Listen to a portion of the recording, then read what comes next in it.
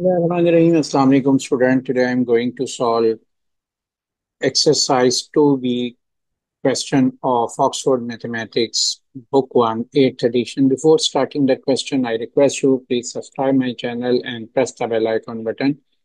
Let's start question number 3. Sarah spent a total of 8 hours volunteering last year, given that her visit to care home made up of 4 over 7 of the total time on volunteering. Find the time she spent on visiting the care home. देखिए इस question में सबसे पहले जो हमारे पास data available है वो हम लिख लेंगे। हमारे पास टाइम वॉलंटियरिंग टाइम दिया हुआ है 8 आवर्स, तो हम यहाँ पर मेंशन कर देते हैं 8 आवर्स टाइम। उसके बाद वो कहता है कि ये देखिए ये टोटल वॉलंटियरिंग टाइम है जिसको मैंने मेंशन किया है। उसके बाद वो कह रहा है कि he her visit to care home 4 over 7 of total time on volunteering. तो ये time spent on care home कितना है 4 over 7। तो 4 over 7 किसका है of total time spent on volunteering. तो ये मैंने स्टेटमेंट लिख दी है। अब आपने बिल्कुल सिंपल क्वेश्चन है कि आपने ये फ्रैक्शन लिख लेना है जो हमारे पास आ रहा है 4 over 7। और मैथमेटिक्स में ऑफ का मीनिंग होता है मल्टीप्लाई, तो इसकी रिप्लेस में मल्टीप्लाई लगा दें। और टोटल टाइम देखें, टोटल टाइम यहाँ पर कितना आ रहा है वॉलंटियरिंग का 8 आवर्स, तो 8 से मल्टीप्लाई कर दें 8 आवर्स से। तो आप इसको सिंप्लीफाई कर लें तो ये आपके पास वैल्यू आ रही है 4 टाइम 8 कितना होता है 32 आवर्स 7 आवर्स। इसको मिक्स फ्रैक्शन में लिख कर लेते हैं कन्वर्ट, तो 32 को 7 से डिवाइड किया, 7 टाइम 4 कितना होता है 28, और 4 रिमाइंडर आ गया। तो इसको आप कैसे लिखेंगे 4 4 over 7 आवर्स। तो ये हमारे पास केयर होम का टाइम आ गया है। Question number 4. At a concert, 3 over 4 of audience are adults, 2 over 5 of children are girls. What fraction of audience are girls? यहाँ पर देखें कि हमने फाइंड करनी है गर्ल्स, और हमारे पास टोटल ऑडियंस गिवन नहीं है। तो हम सबसे पहले टोटल ऑडियंस को सपोज कर लेंगे 1, और जो रिमेनिंग डाटा है वो हम लिख लेंगे, और फिर क्वेश्चन को देखते हैं कैसे सॉल्व होगा। तो यहाँ पर मैंने इंफॉर्मेशन यहाँ पर मैं लिख दूंगा कि टोटल ऑडियंस कितनी है, उसको मैं सपोज कर लेता हूँ 1 है। तो ये मेरे पास 1 आ गई वैल्यू। अब यहाँ पर देखें, यहाँ पर मैंने ऑडियंस 1 कंसिडर कर लिया, और एडल्ट्स कितने हैं ये लिखे हुए 3 over 4 ऑफ द ऑडियंस, तो यहाँ लिख लेते हैं 3 over 4। अब आप देखो कि 3 over 4 ऑफ द ऑडियंस का मतलब क्या है, 3 over 4 ऑफ मीन होता है मल्टीप्लाई, तो मल्टीप्लाई ऑडियंस कितनी है 1, तो मेरे पास कितनी वैल्यू आ गई 3 over 4 वैल्यू आ गई। सेकंड है 2 over 5 of children are girl, तो यहाँ लिख लेते हैं टोटल नंबर ऑफ गर्ल्स कितनी हो गई 2 over 5 ऑफ चिल्ड्रन। अब चिल्ड्रन हमारे पास हमें नहीं मालूम, तो हम सबसे पहले यहाँ पर चिल्ड्रन फाइंड करें। तो चिल्ड्रन हम कैसे फाइंड कर सकते हैं, देखिए हमारे पास जो टोटल चिल्ड्रन बनेंगे वो इसके इक्वल होंगे टोटल ऑडियंस 1 है, उसमें से हम माइनस कर देंगे किसको, नंबर ऑफ अडल्ट को। तो नंबर ऑफ अडल्ट्स को अगर हम माइनस कर दें तो वो फ्रैक्शन ऑफ चिल्ड्रन हमारे पास आ जाएंगे जो यहाँ पर हमें चाहिए। तो 1 में से हम जब नंबर ऑफ अडल्ट्स को माइनस करते हैं तो total number of children in fraction आ जाते हैं। तो नंबर ऑफ अडल्ट्स कितने थे 3 over 4। अब आपने इसको सिंप्लीफाई करना है। देखो यहाँ पर ये डिनोमिनेटर सेम नहीं है, तो डिनोमिनेटर सेम करने के लिए हम फर्स्ट वैल्यू को 1/1 लिख लिया है, और इसके डिनोमिनेटर को 4 से मल्टीप्लाई कर दिया है। तो अब ये देखें इसके डिनोमिनेटर सेम हो गए हैं, तो ये 4 हो गए, दोनों के डिनोमिनेटर हमने 4 लिख लिया, तो 4 - 3।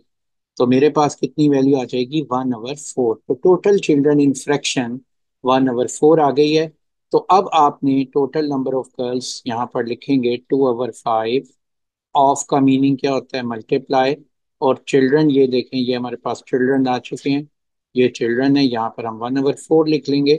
और ये वैल्यू कितनी हो जाएगी, 2 से 2/20। और इसको सिंप्लीफाई कर लें तो ये मेरे पास 2 टाइम 1 इज 2, 2 टाइम 10 इज 20, तो 1/10 टोटल नंबर ऑफ गर्ल्स आ जाएंगी यहाँ पर। अब आप देखें कि ये हमें आंसर है what fraction of audience are girl, तो 1/10 जो है फ्रैक्शन ऑफ गर्ल्स ऑडियंस। अब आता है second part, there are 90 girls, how many boys are there in the audience. देखिए यहाँ पर टोटल नंबर ऑफ गर्ल्स कितनी दी हुई है, 90, ये हमने 90 लिख लिया। और ये जो गर्ल्स हैं किसके इक्वल हैं, 2/5 ऑफ चिल्ड्रन के।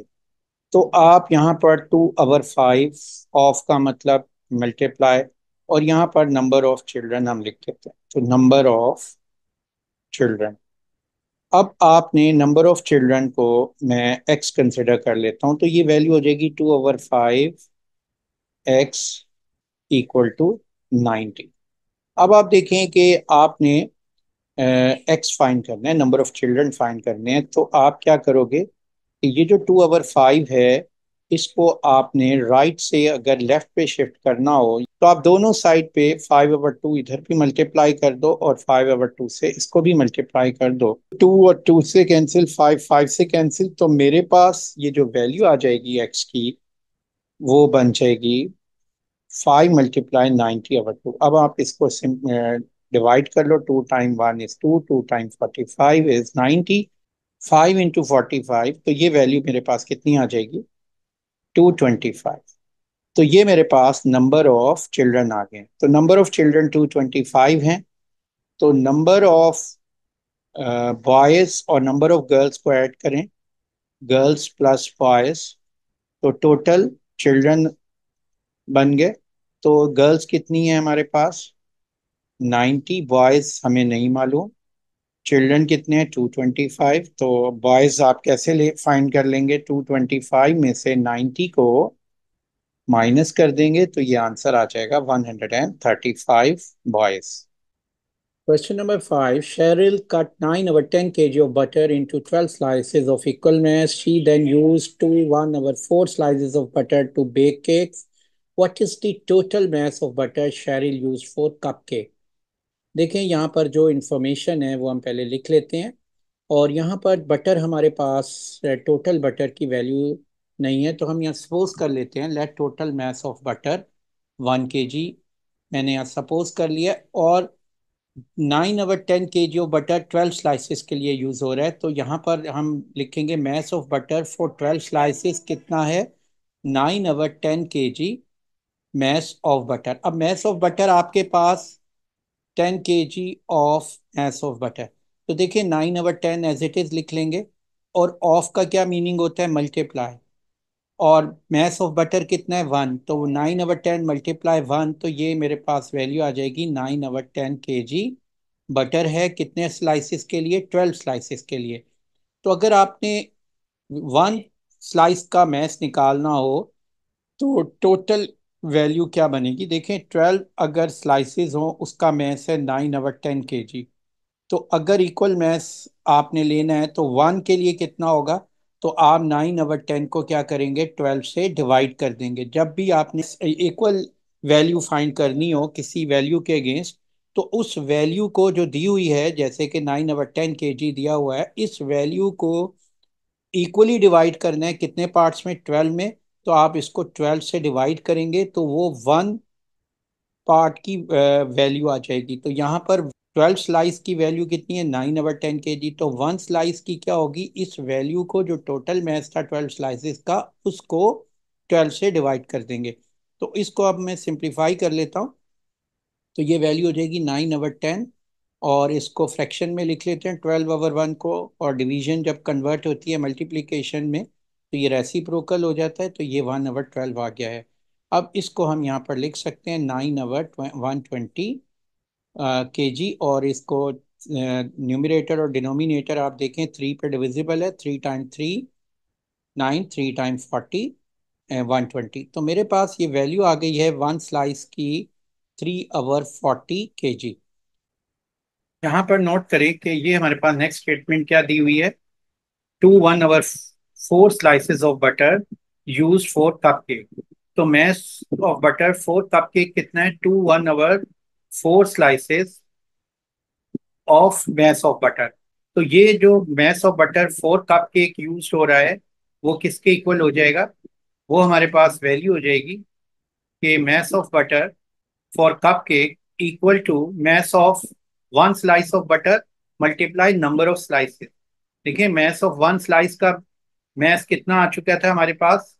3/40 kg। और नंबर ऑफ स्लाइसेस हमारे पास कितने दिए हुए हैं?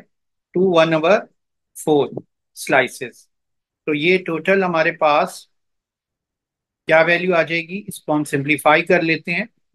तो ये वैल्यू आ जाएगी 3/40 मल्टीप्लाई, इस मिक्स फ्रैक्शन को कन्वर्ट कर लेते हैं इम्प्रॉपर फ्रैक्शन में। 4 × 2 = 8, 8 + 1 9, 9/4। तो ये हमारे पास वैल्यू आ जाएगी 9 × 3 = 27 और 4 × 4 = 160। तो 27/160 kg mess of butter 4 cupcake. तो यही आपने फाइंड करना था कि what is the total mess of butter use for cupcake. तो वो आ गई है वैल्यू 27/160। ये हमारा आंसर है।